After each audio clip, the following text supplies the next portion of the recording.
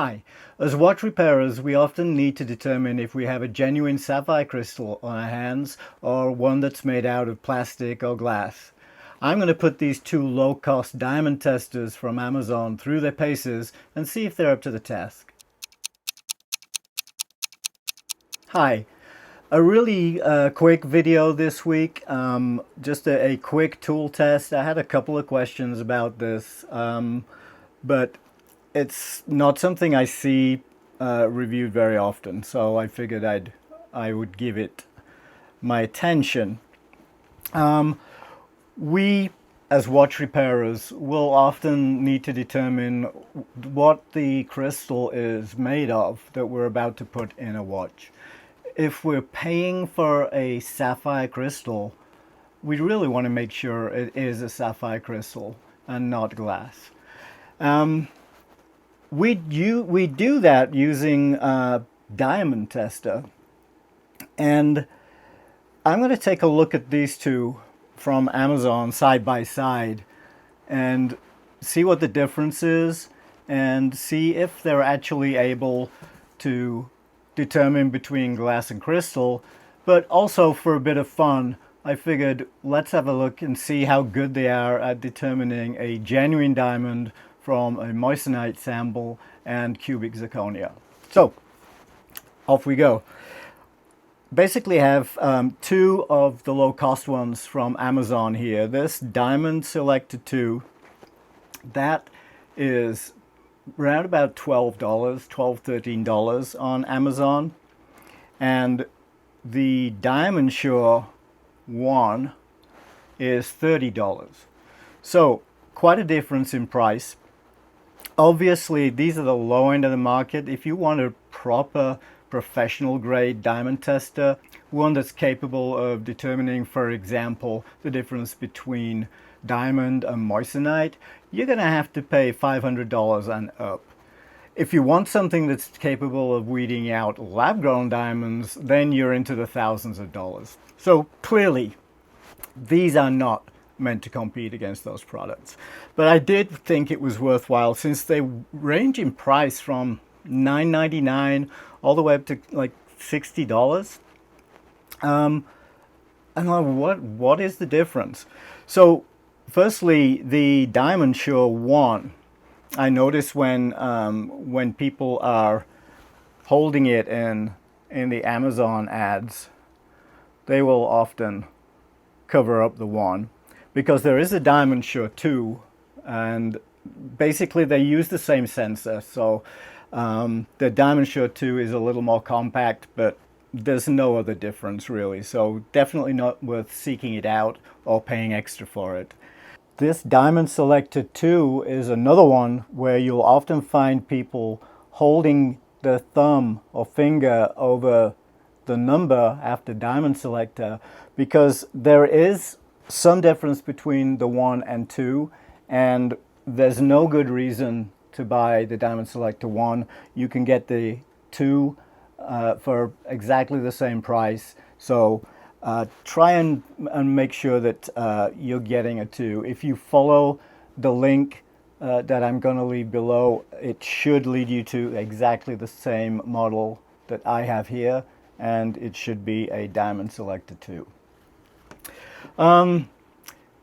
So basically, what we're looking at with these is the ability for us on our day-to-day tasks to tell the difference between a genuine sapphire crystal and one that's made of glass. I'm going to leave out acrylic because that's easy enough to figure out, obviously.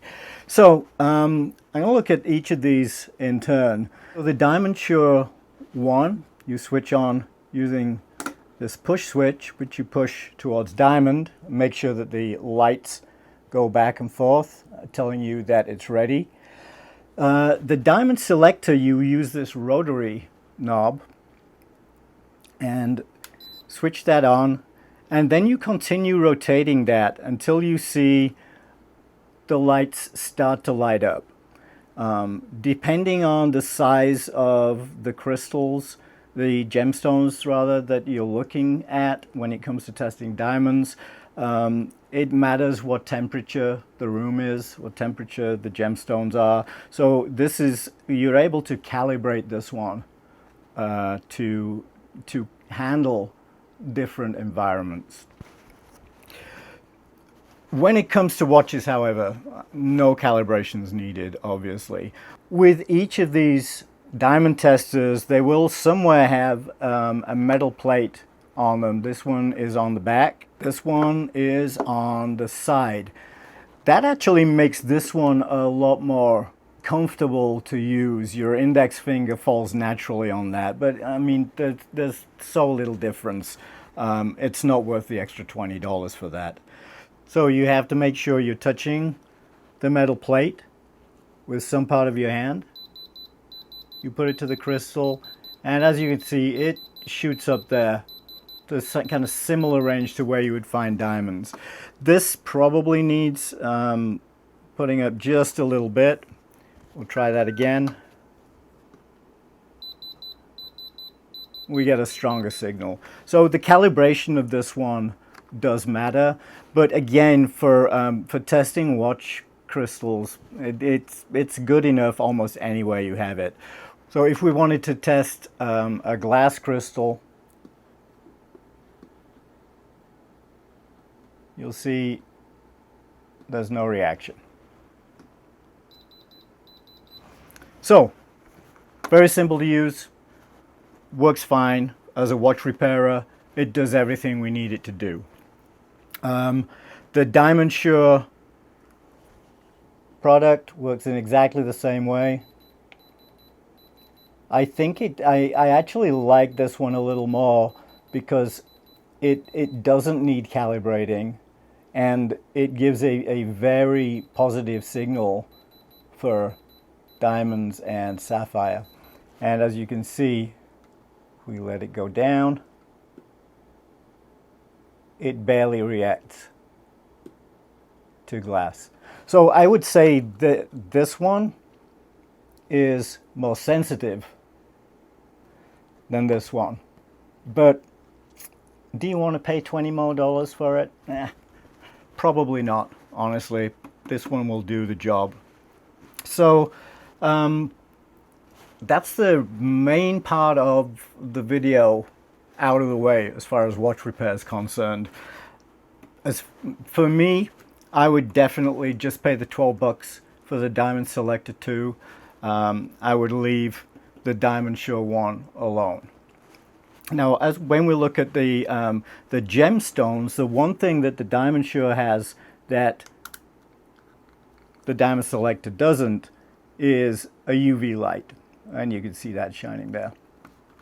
And the theory is you take your gemstone into a pitch black room and you shine the UV light about 6 inches away from the stone, and if it's a true diamond, it should fluoresce a strong blue.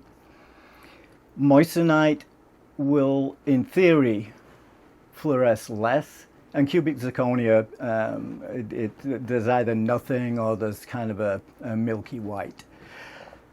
What I found when I tried this between diamond, moissanite, and cubic zirconia is, if you know which one is real, you know what you're looking for, then yeah, I could tell the difference between the diamond and the others. If I didn't know, I'd be hard pressed to tell the difference between the diamond and the moissanite, even with UV light. So honestly, again, would I pay an extra $20 for the UV light? No, because I'm not going to be using it to test diamonds anyway, so why bother? But let's take a look at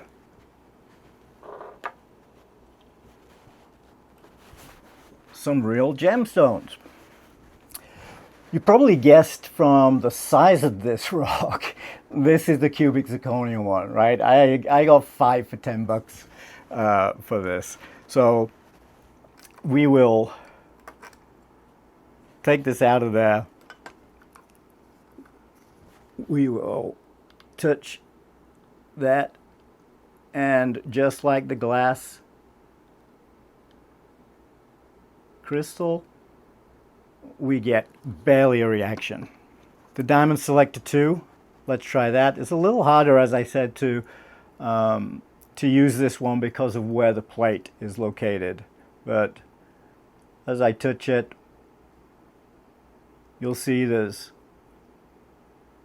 again, barely a reaction, just one LED's difference. Pretty sure that's not worth a lot. Pretty sure it's worth the $2 I paid for it. This one is Moissanite. So let's see what we get with this. Start with the Diamond Show one.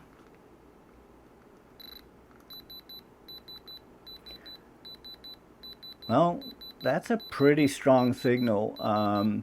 It's every bit as strong as the Sapphire crystal, and it got there a lot faster. So that's definitely Moissanite.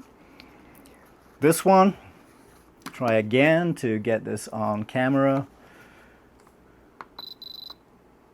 and you don't touch your finger. You gotta make sure you're not touching your finger when you do this. And this thing is so small.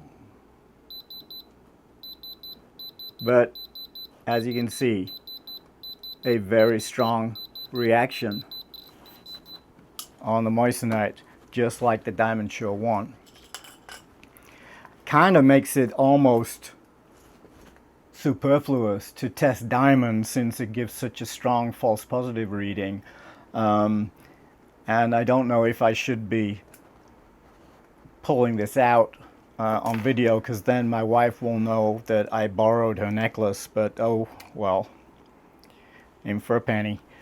So again, make sure we're touching the metal plate, touch it to the diamond, and we get that very strong reaction. Very relieved, obviously, that I got that reaction from my wife's necklace. If I got nothing, there would have been trouble. Okay, last one. And again, that very strong reaction. So, there you have it. In terms of watch repairing, both of these are just fine. I would spend $10 or $12 on the Diamond Selector rather than $30 on the Diamond Show. I am not ever going to use it to try and determine the difference between diamonds and fakes. I'll leave that to the professionals. And so I don't need to pay the extra $20. And I don't think you do either. So that's it. Serious test and a bit of fun. And that kind of brings us to the end. I kind of did forget to mention the fact that these wonderful accessories that you get with so the Diamond Selector 2 comes with this beautiful fake leather case, and the Diamond Show 2 comes with this beautiful fake leather case. That's it. The Diamond Show 1 actually had instructions with it, by the way. The Diamond Selector 2 did not. So, there we are.